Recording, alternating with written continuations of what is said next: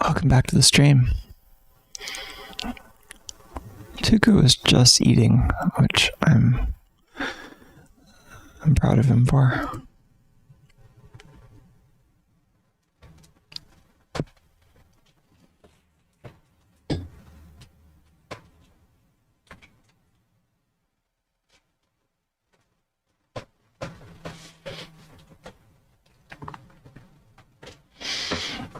I got him a couple of new little catnip and feather toys, and he's pretty into them.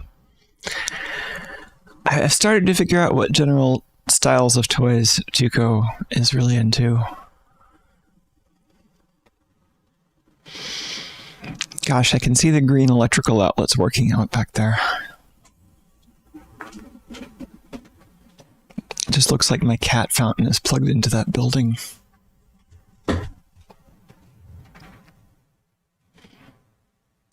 Well, hey, welcome to the, I don't know what time zone it is for you. Here it's a late night Friday stream. Depending on how much energy we have for various kinds of computering, we could hang out with Tuco. We could also look at some of the signals on the bus at this point where it was crashing at the end of the last stream. I also thought of some stuff that we might want to just like poke at from a software perspective before wiring a bunch of logic analyzer probes back up to the bus, though, which might be interesting. This cat's great, though. I just want to hang out with Tuco all the time.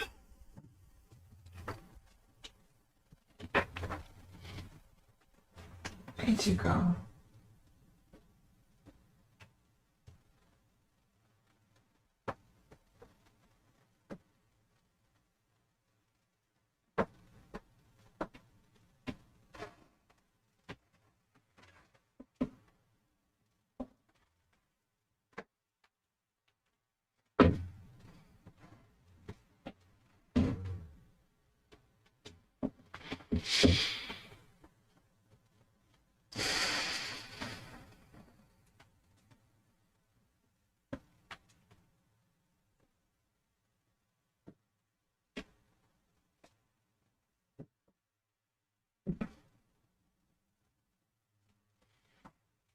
Oh, he's got a look on his face like he might actually pounce on something.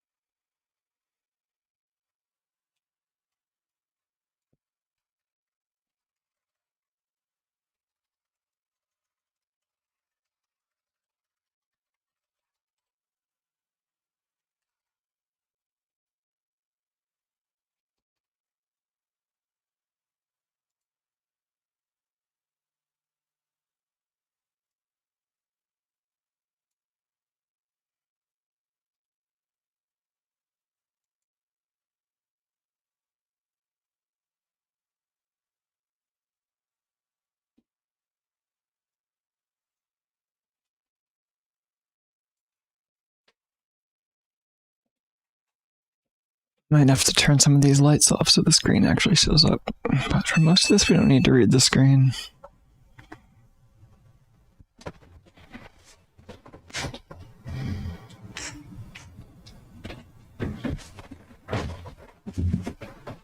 Oh.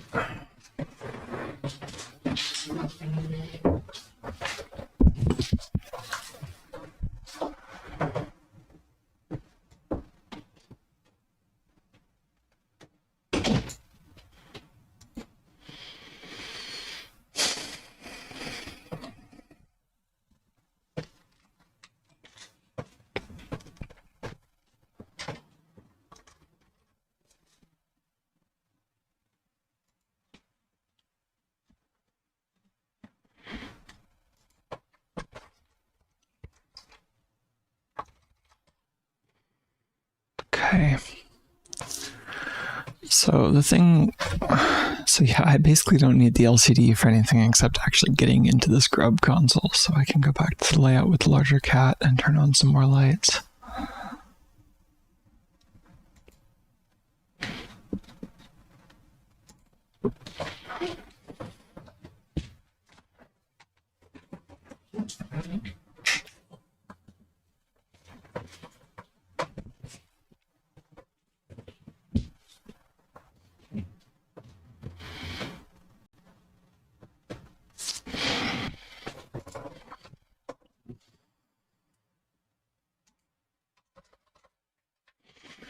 So the thing that I was doing on the last stream was trying to get Grub to read files directly off of one of the removable PCMCIA cards on this machine.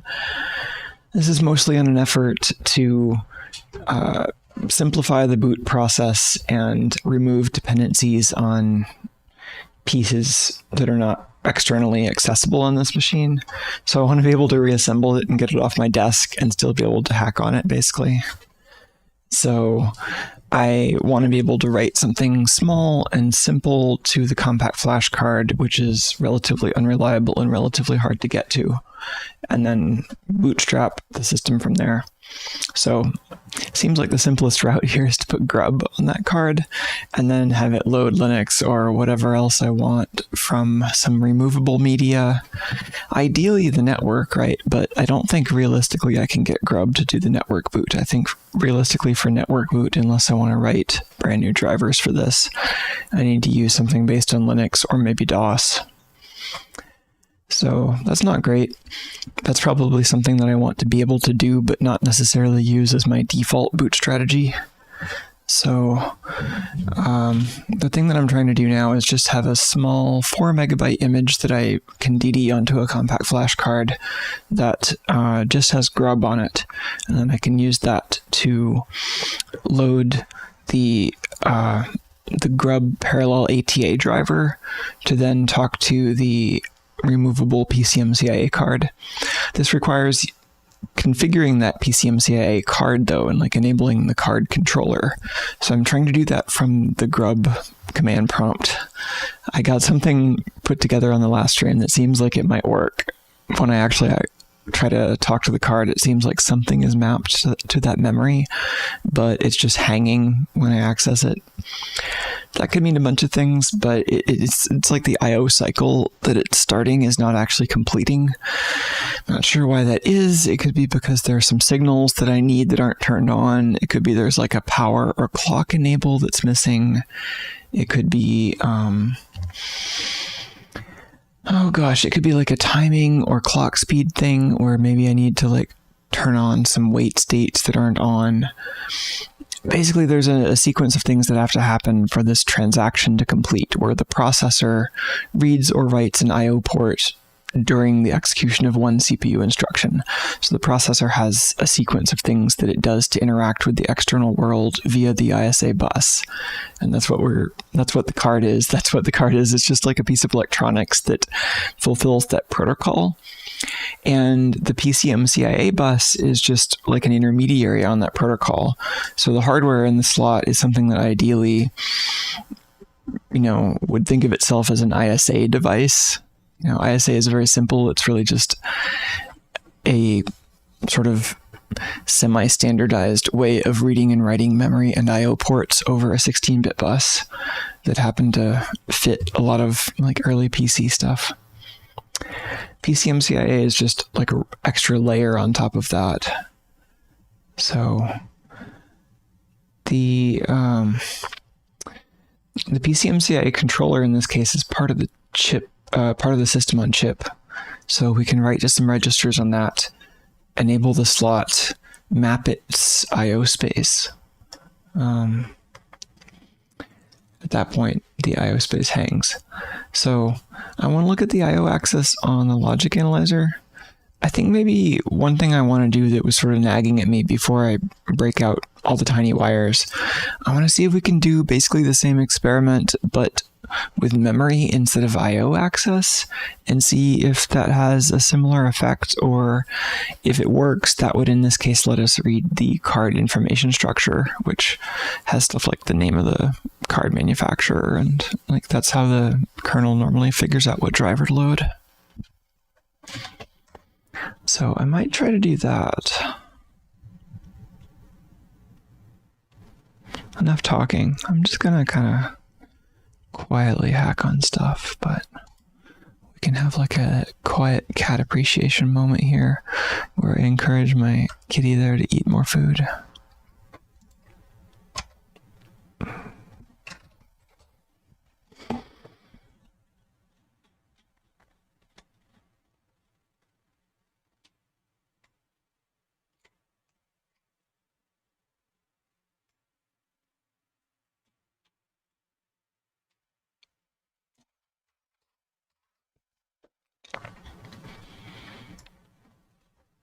This is the work in progress grub configuration file that has a bunch of the things that we've been trying to do.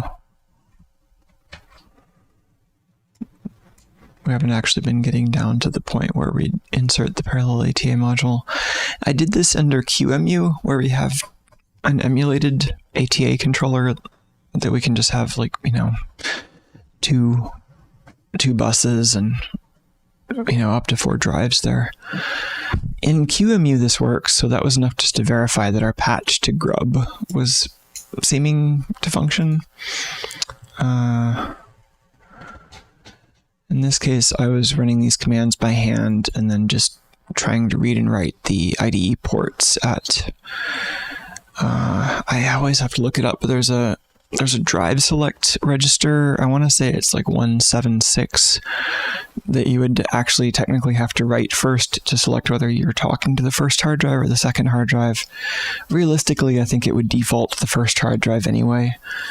And based on some of the kernel messages I was seeing earlier, I think we might even have basically an alias of the actual hard drive on both of those devices. So I'm not sure if that device register even matters, but it's good to set that. And then I've just been trying to read and write one of the other registers that should act like memory on the hard disk controller, like one of the one of the addressing registers, like the head number or the sector number or something, or the LBA. And you should be able to just write that and then read it back to see if the hard disk is actually accessible on a bus level before we do anything else. And so I was just running that test from the grub command line, and that was hanging. So something I want to reproduce with the logic analyzer attached and with a good triggering setup so that I can like pinpoint on the logic analyzer where that bus transaction's happening. But I think first thing is I just want to modify this a little bit to actually map the card's memory. So I think we're going to go for a 4K window starting at this address that we set aside up here, 80000.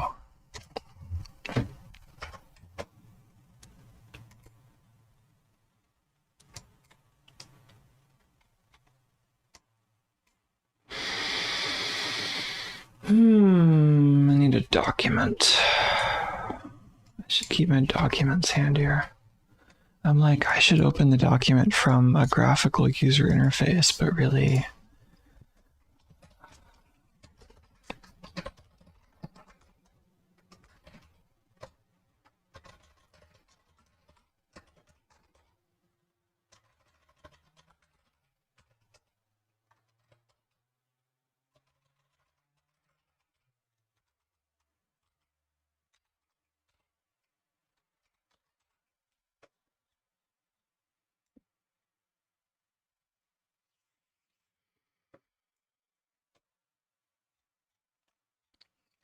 Okay, so we were hanging out in this document a lot yesterday.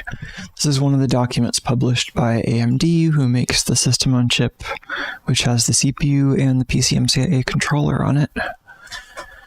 And a PCMCIA controller is basically an ISA bus bridge.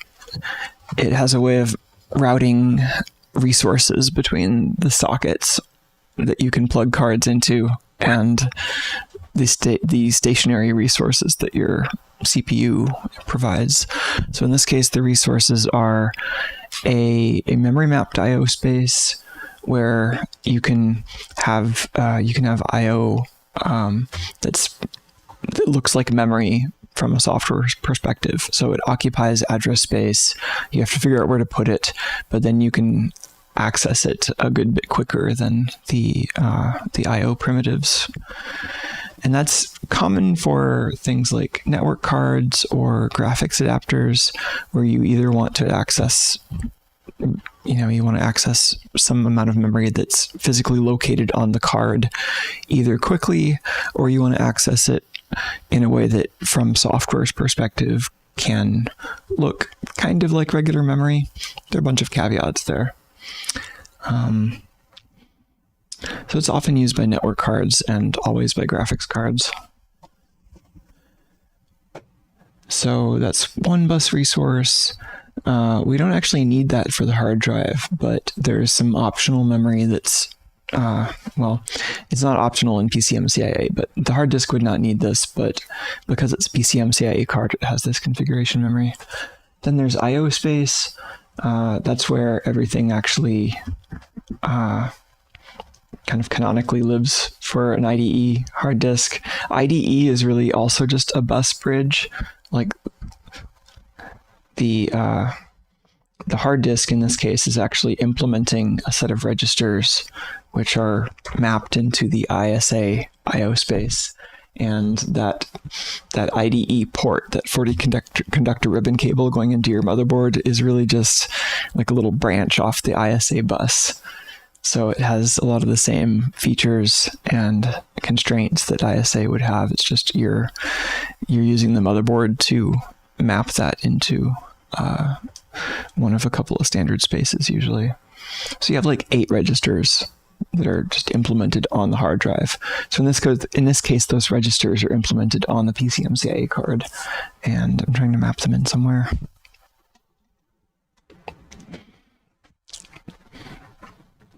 I'm doing a bad job at talking less.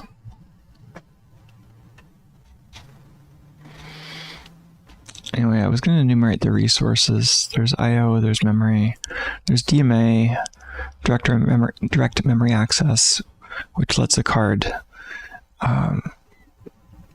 in certain ways access just like regular system memory directly. There's IRQs. I think that's all we got for ISA.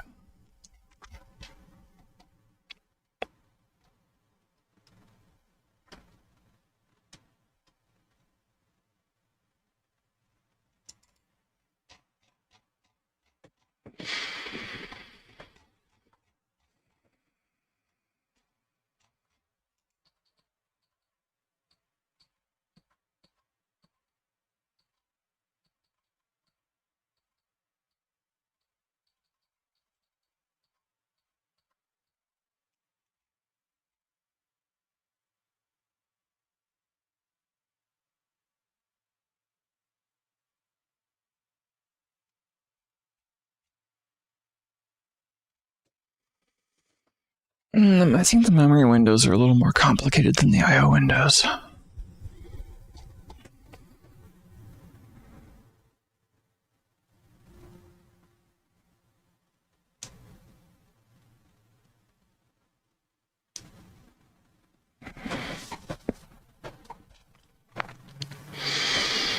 Right, offset bits 19 through 12.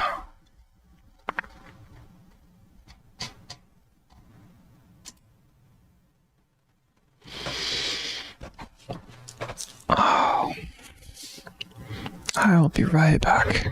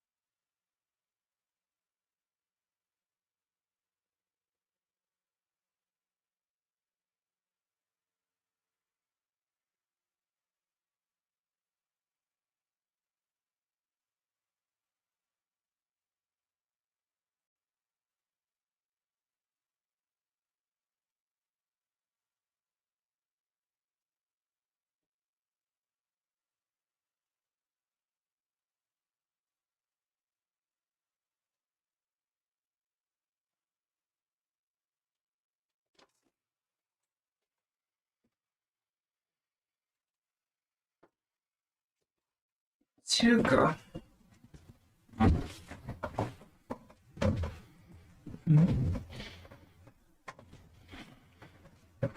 Welcome to the stream, folks. It's a late Friday night here, hanging out with Tuco and some PCMCIA controller registers.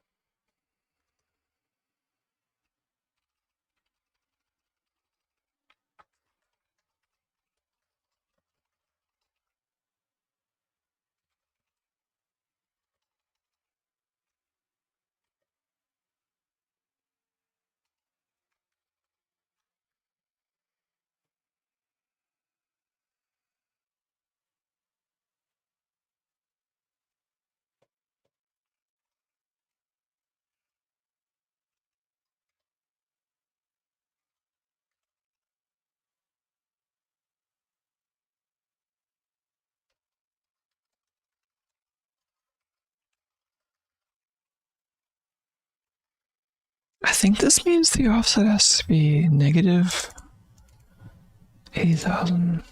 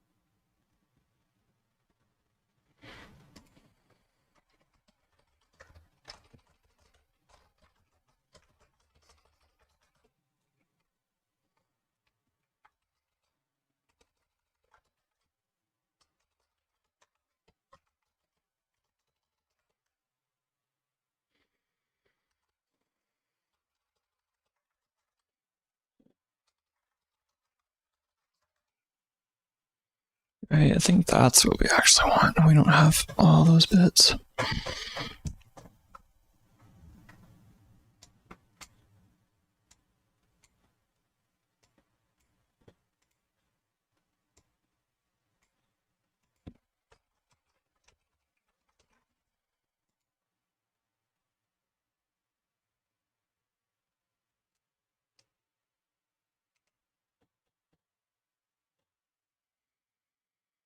Oh, common memory versus attribute memory.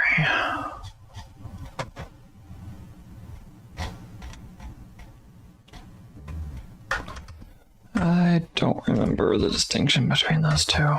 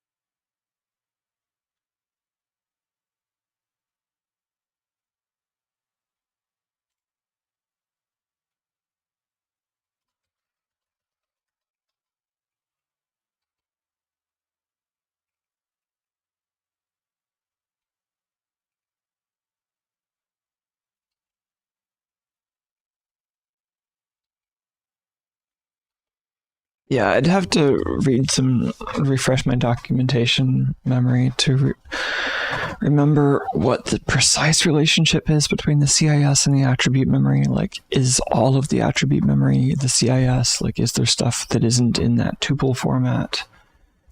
But I think we just want to read from the beginning of attribute memory.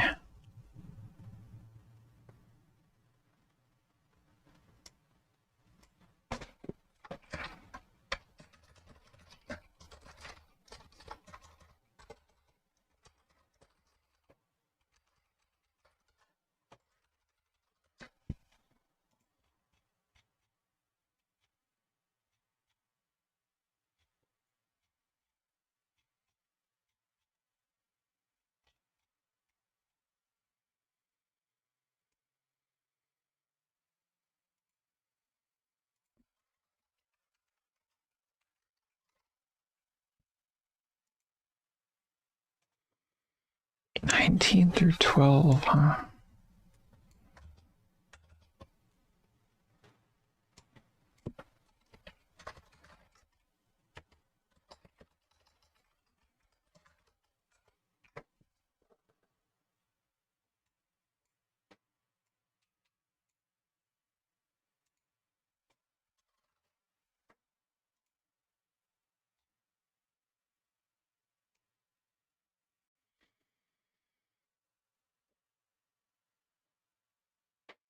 Oh, 8-bit or 16-bit?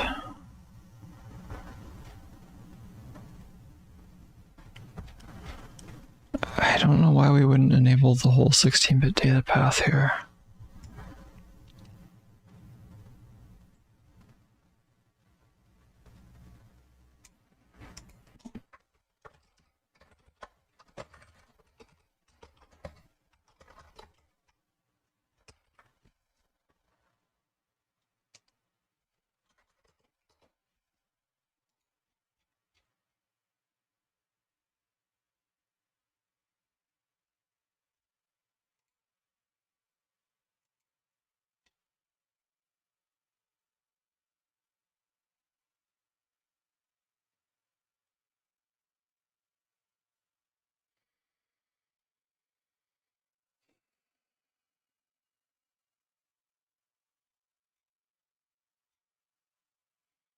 I think start and stop are the same if it's the same page.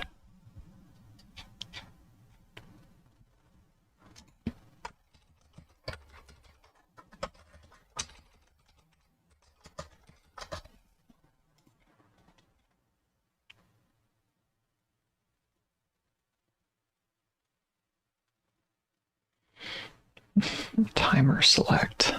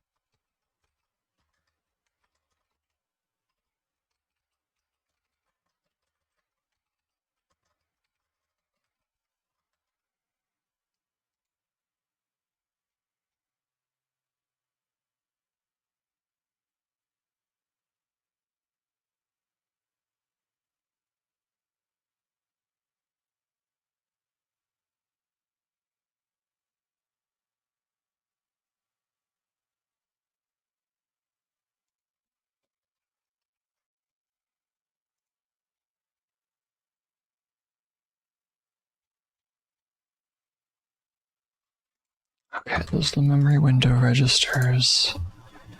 And then we need memory window enable.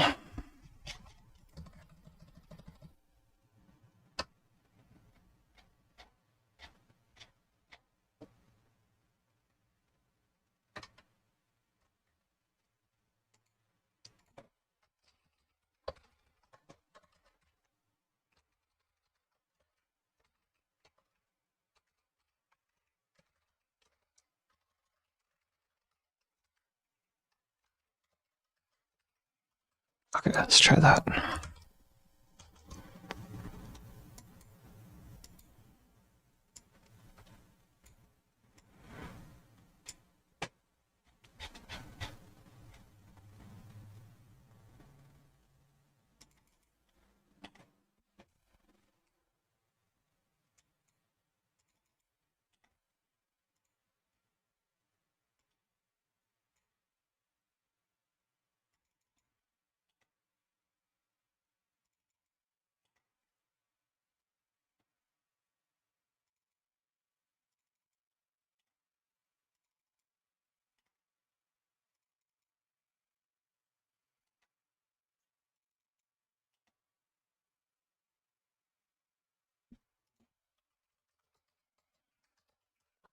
control experiment ends at 1.7 or not hanging, and the bus seems to be open there.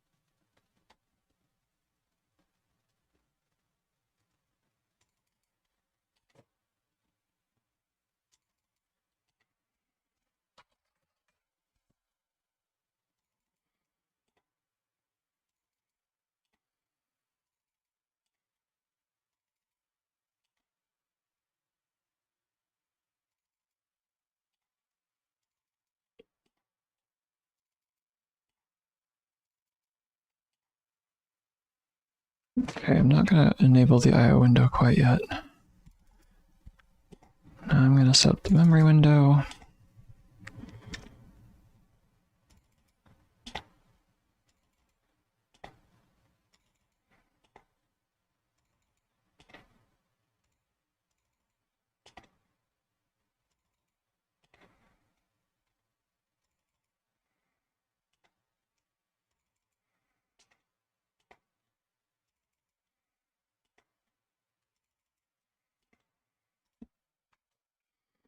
Let's do the control. I want to actually hex dump that memory region before we turn on the mapping.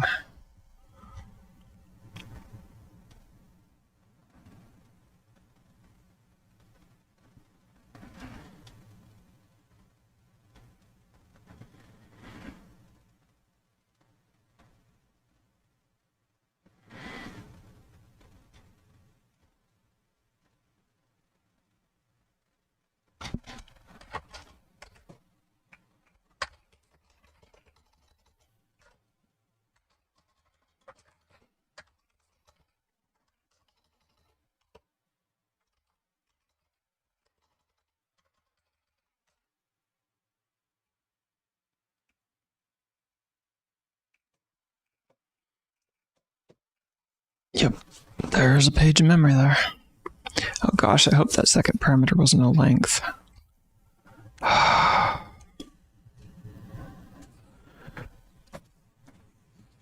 thought it was a start and a stop address. That's embarrassing. This doesn't respond to break, does it?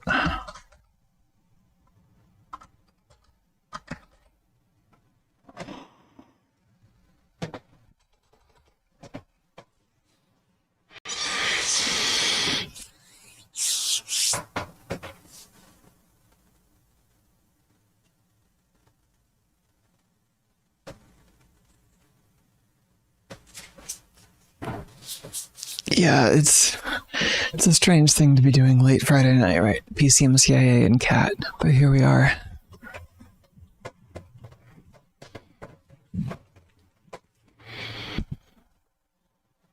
Ooh.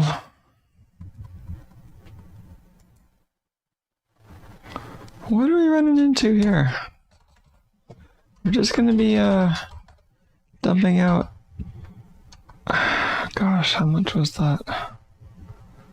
Not a whole megabyte of memory, but this is pretty slow going.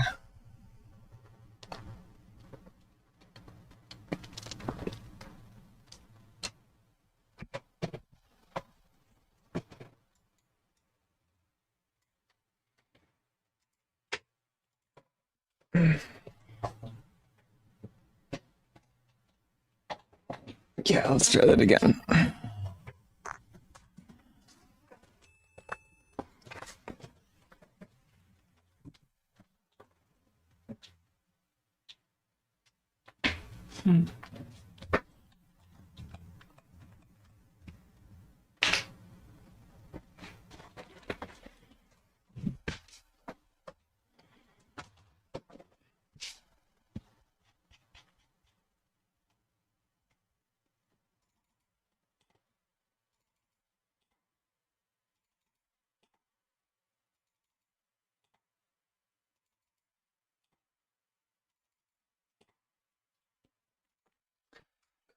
Grub doesn't know how to do multiple commands, does it?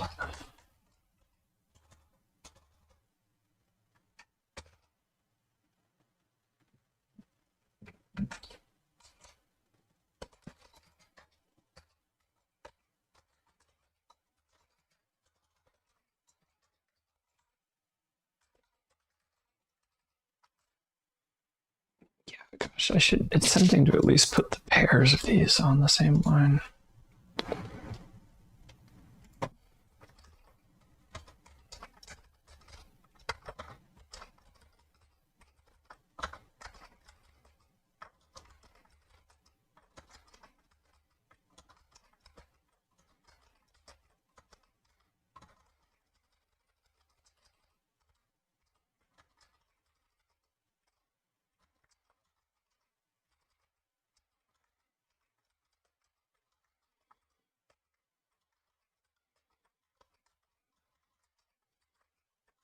I already know that just pasting all of this at once doesn't work. There's probably something in between that does.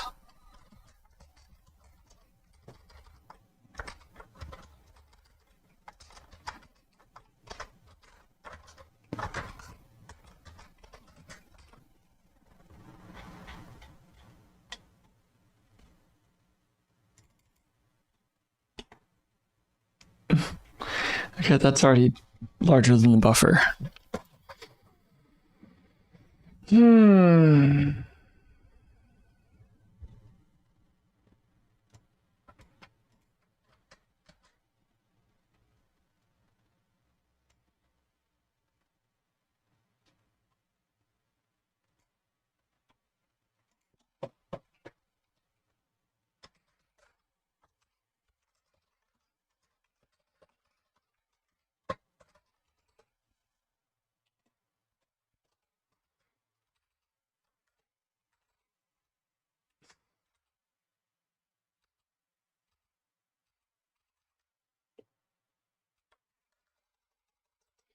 Nice lack of flow control we got there.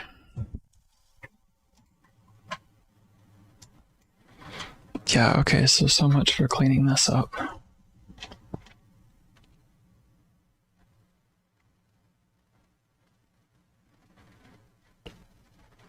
Yeah, maybe I'll just copy this file onto the card.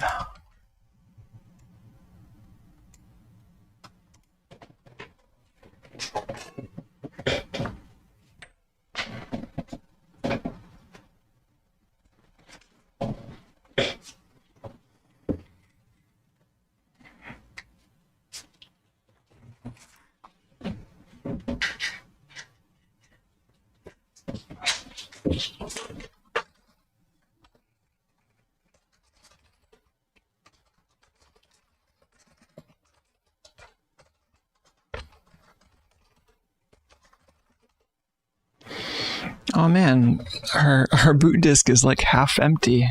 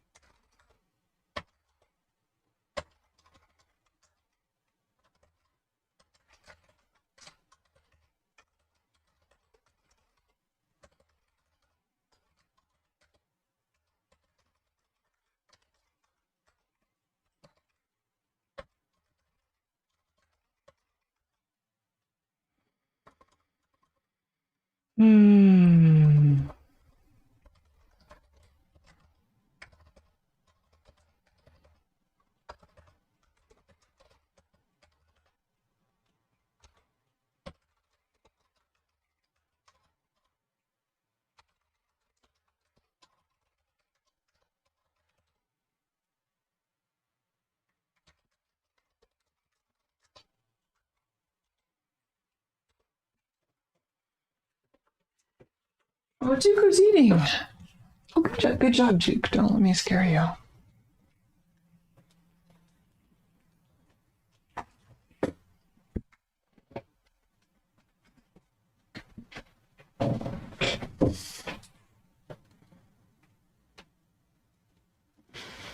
How's your face?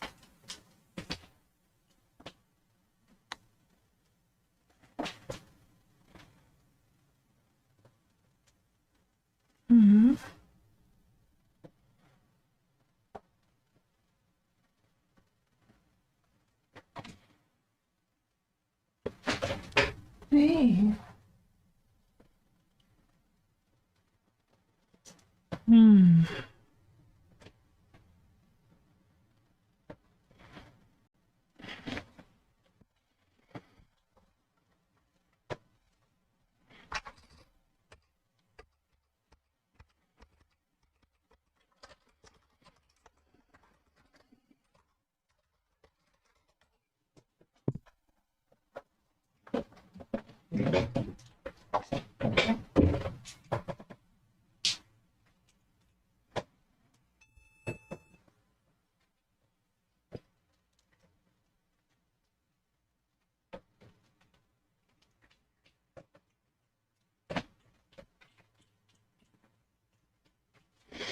All right, I did already take the menu away and have it default to serial terminal, for better or for worse. Cool.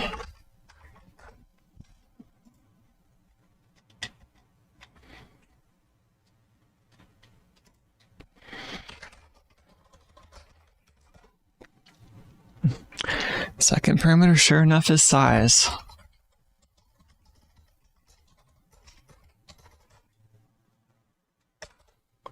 Ooh, is this the same hang but from the memory bus now? That would be consistency.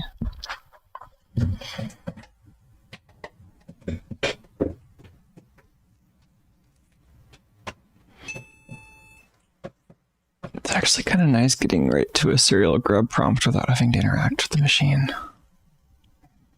Right. Check out that grub version, right? 2.11.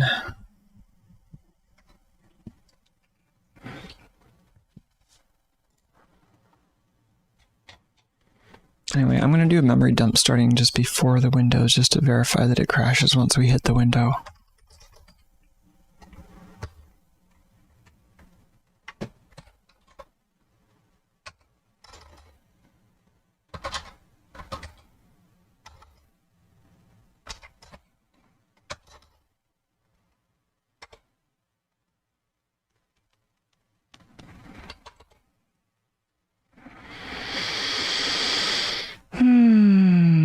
Cool.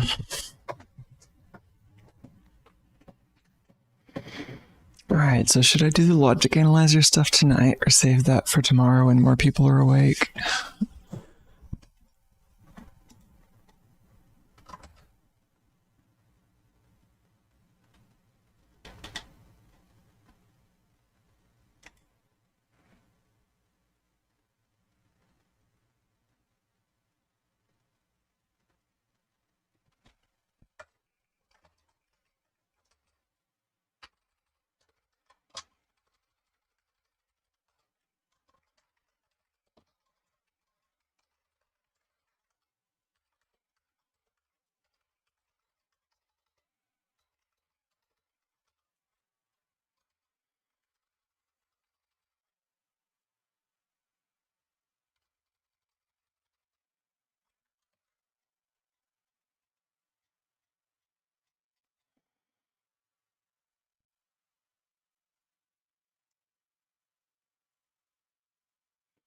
Oh, Tuco.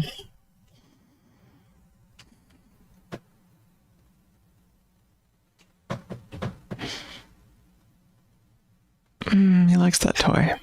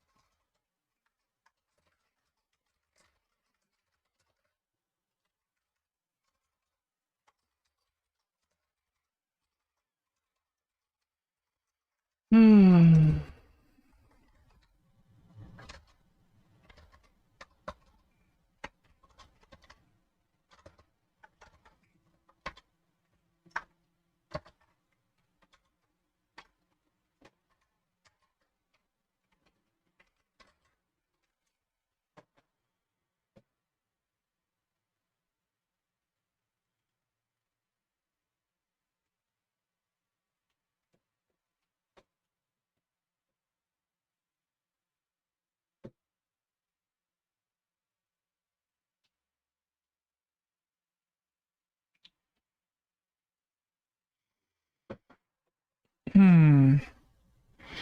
Yeah, maybe he likes having something there to chew on, like between the bites of meat. As long as it isn't wires.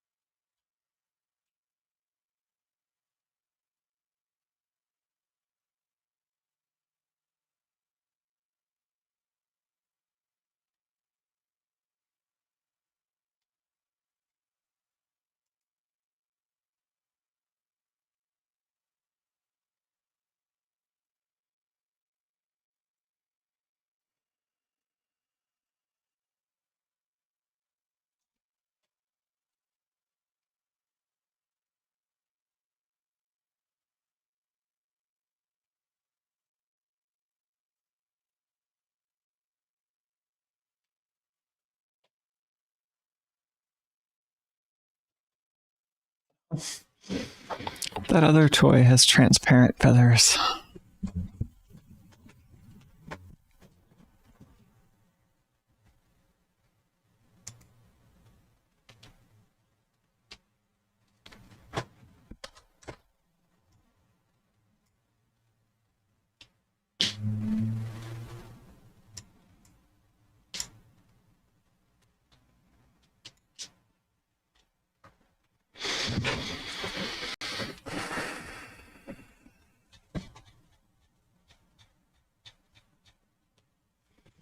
Hey, Tuko, are you looking for something to chew on?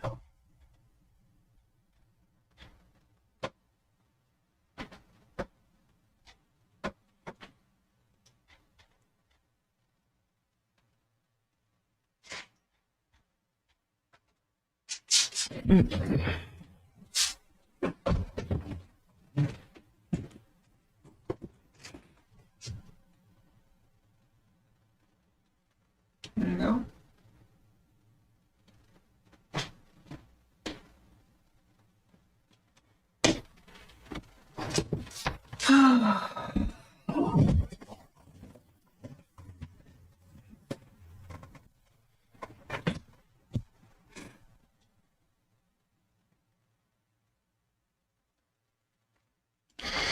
So I doubt that this is something chipset specific at this point. I'm wondering if there's something that is part of the i82365 that I'm not turning on.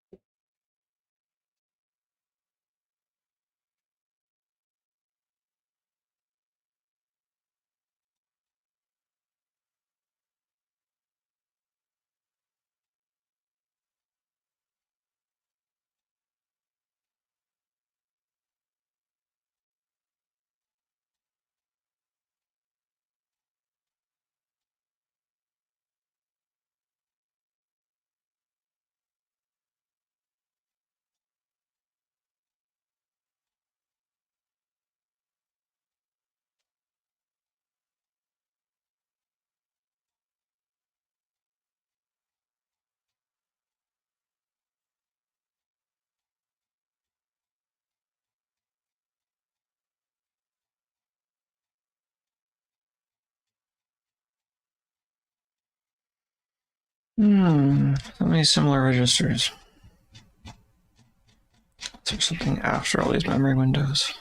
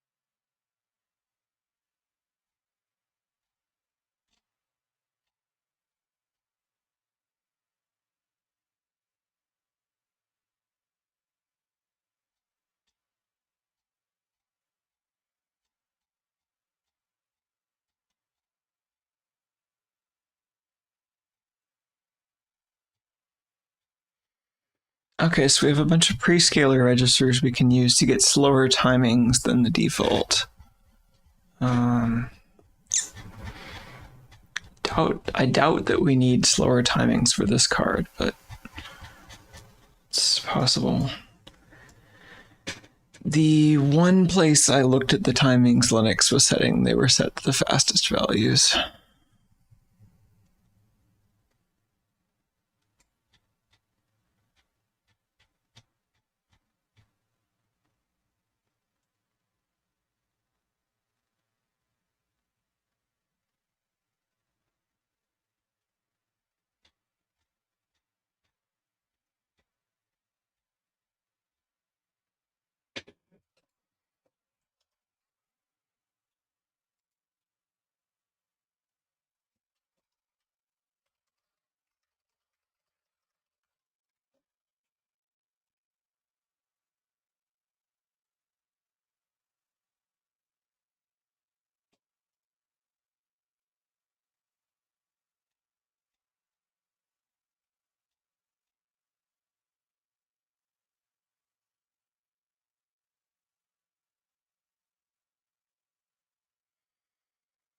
I don't know what would cause this hang. It's like something is preventing a bus cycle from completing.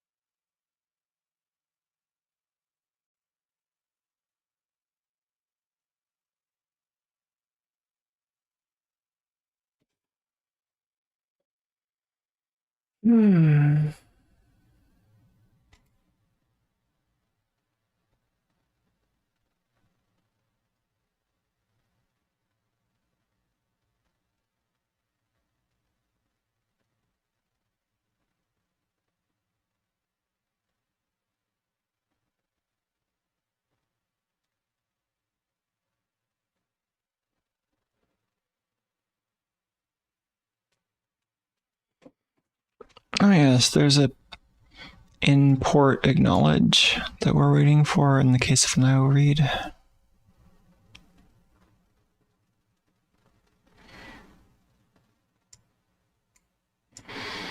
And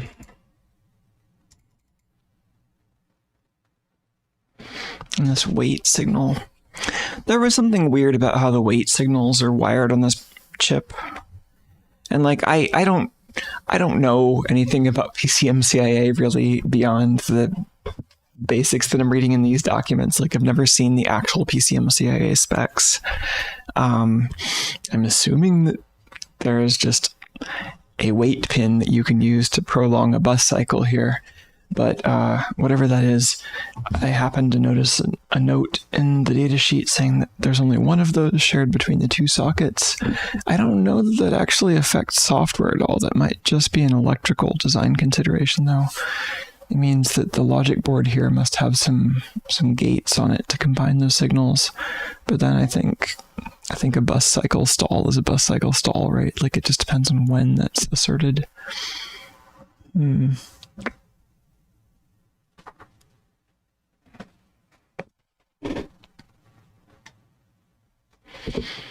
How much of this can I get to through PC 104?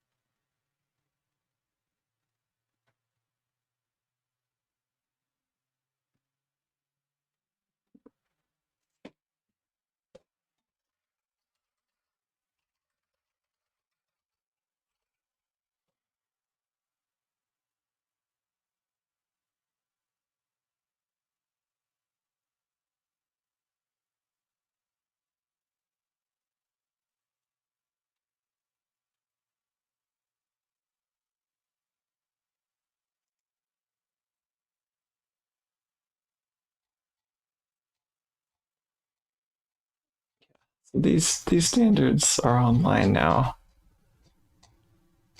Could actually spend more time reading them.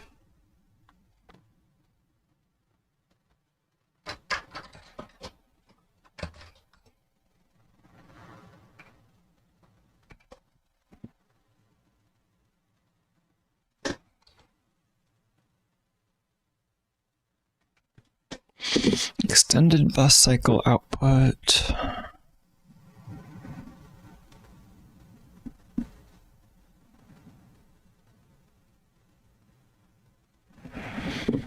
Yeah, this might be a signal we have to clip onto somewhere else on the board rather than pulling it off of PC 104.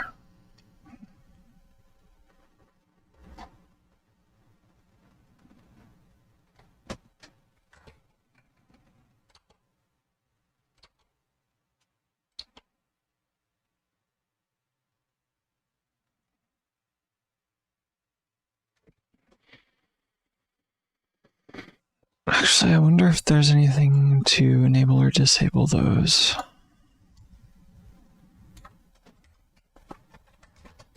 Like register settings.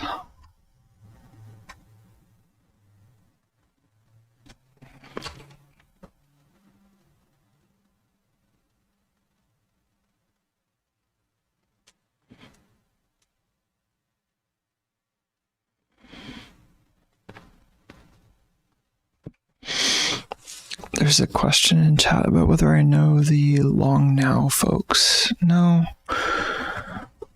I think I might have at one point had some friends of friends or something, but I don't know any of those people.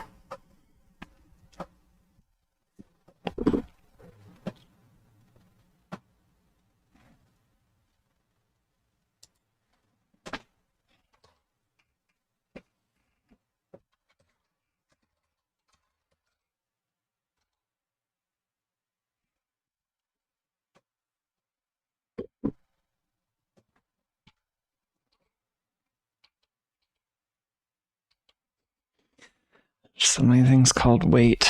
We really only want the PCMCIA ones.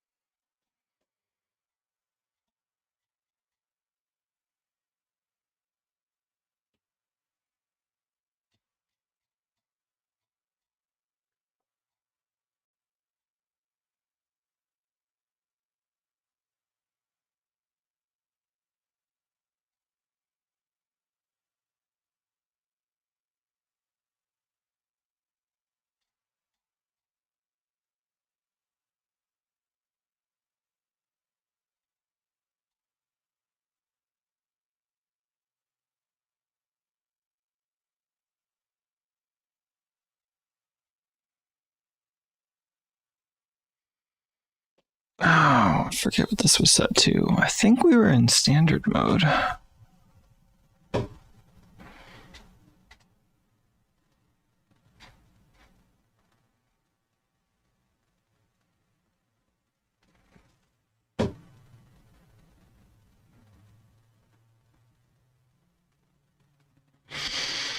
Input pull-up resistors.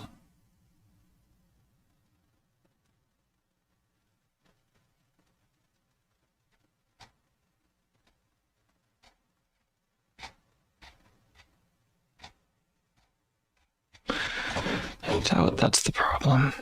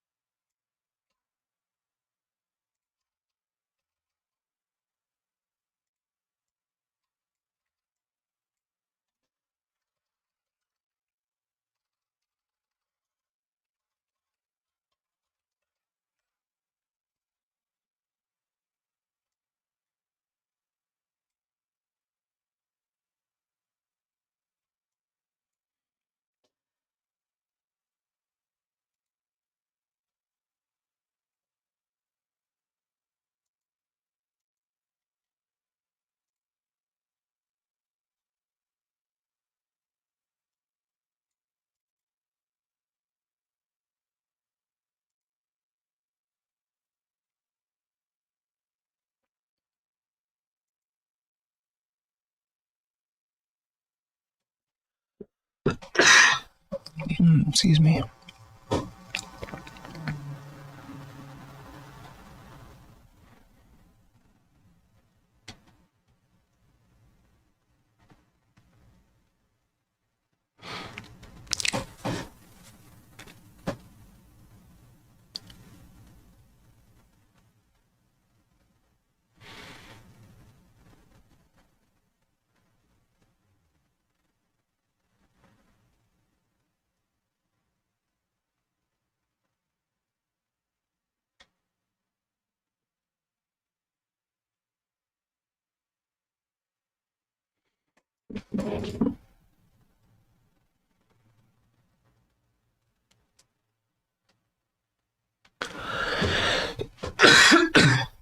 We did both of these two things. Sockets powered up. Windows enabled.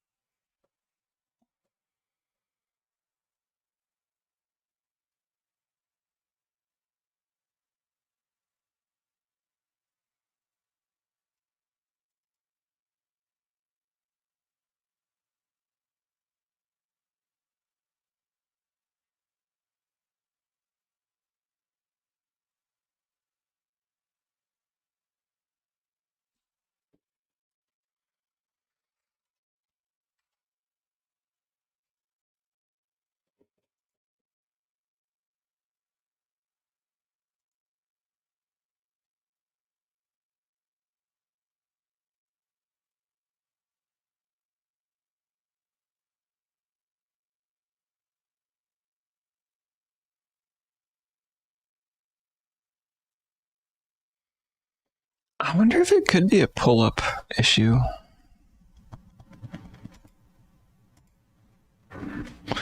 We should at least check the pull-ups, I guess.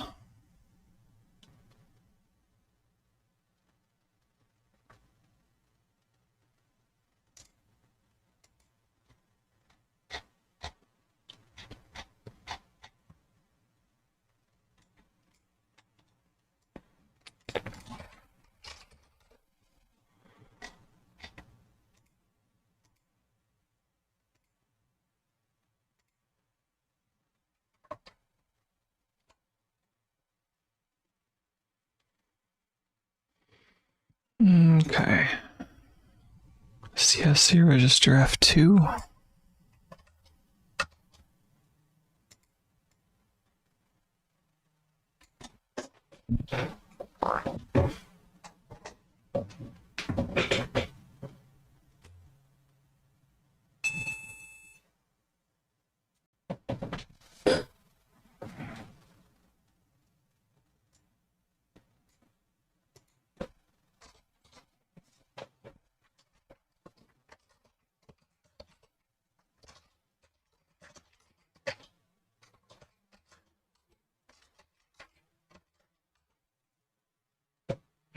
Those pull-ups are all turned on already.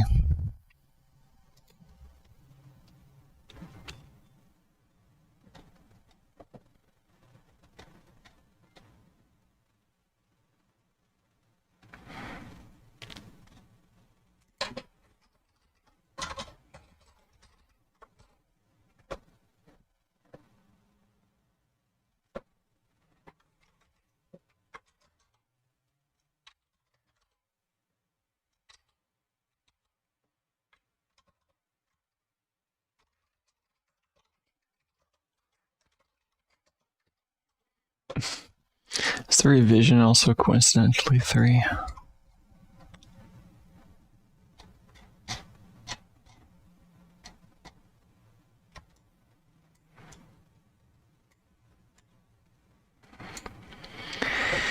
Yeah, I mean, I feel like I've double checked the documentation and I don't see any obvious issues here. And the behavior between I/O space and memory space seems completely consistent. So I'd say I've exhausted the easy things and I should just plan to attach a bunch of logic analyzer probes to the board tomorrow and look closer at this.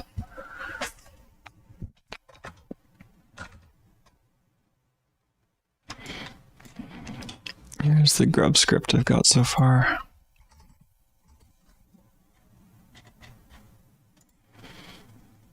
Right, so we're starting out with grub using the BIOS driver, which we're going to use to load grub itself, but not Linux or maybe the init-rd if we have one. We'll probably need an init-rd also to get PCMCIA set up for Linux. Maybe.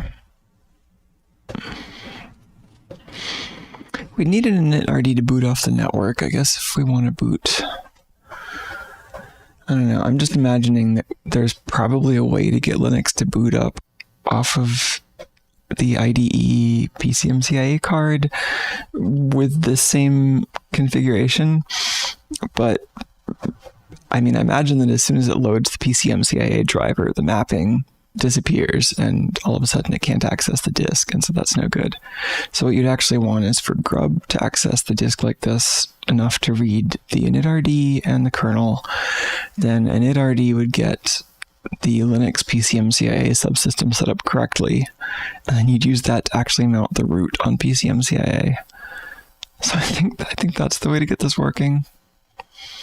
But once I get grub working, I can put this machine back together at least. Anyway, I was hoping Tuco would come back before the end of the stream, but I might just have to wrap this up here. And see everyone tomorrow. Have a good night, folks.